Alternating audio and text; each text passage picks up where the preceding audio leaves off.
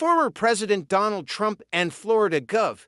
Ron DeSantis met privately Sunday morning in Miami, according to people familiar with the matter, breaking a years-long chill between the presumptive Republican nominee and his one-time chief primary rival. Allies brokered the meeting in hopes of a potential détente between the two men. And Trump's advisors hope DeSantis will tap his donor network to help raise significant sums of money for the general election, the people familiar with the matter said. Like others interviewed for this story, the people spoke on the condition of anonymity to describe private deliberations. The pair met for several hours and DeSantis agreed to help Trump. The meeting was friendly, according to a person with direct knowledge. Trump and allied groups have lagged behind President Biden and his allies in the money chase. DeSantis has built a wide network of wealthy patrons whose assistance would be valuable in helping Trump try to close the gap, and is popular with some Republican voters who are exhausted by Trump.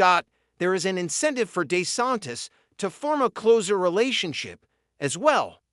People close to DeSantis have said it is untenable for him to continue to have a strained relationship with Trump, particularly as he eyes his political future. He is widely viewed among Republican donors and consultants as weakened after a shellacking by Trump in the primary. The meeting was orchestrated by Steve Witkoff, a Florida real estate investor and developer both men know, and he attended. Witkoff called the former president's team and asked for him to meet with DeSantis. A person familiar with the matter said, Trump and DeSantis had not spoken since the end of a bruising primary season, where DeSantis dropped out after a disappointing finish in Iowa, following months of attacks from Trump and his supporters.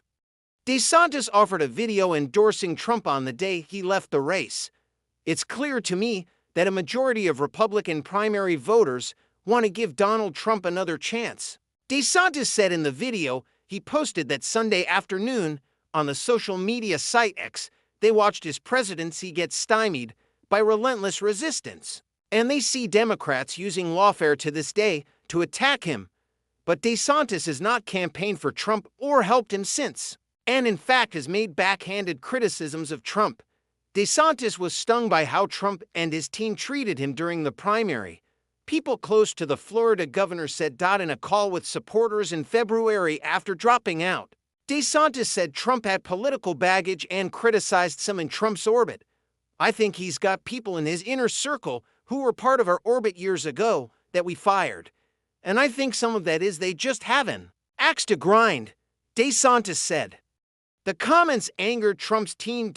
At the time, Chris LaChivita, a top aide to Trump, called DeSantis a sad little man.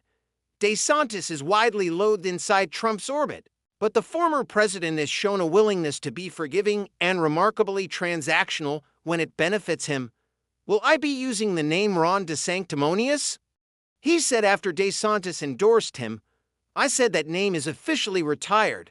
The two men have never been personally close, but Trump endorsed DeSantis in 2018 for governor of Florida and once viewed him as a rising star in the party. In recent weeks, DeSantis held an event for donors at a resort in Florida, and people close to him said he is potentially interested in running for president again in 2028.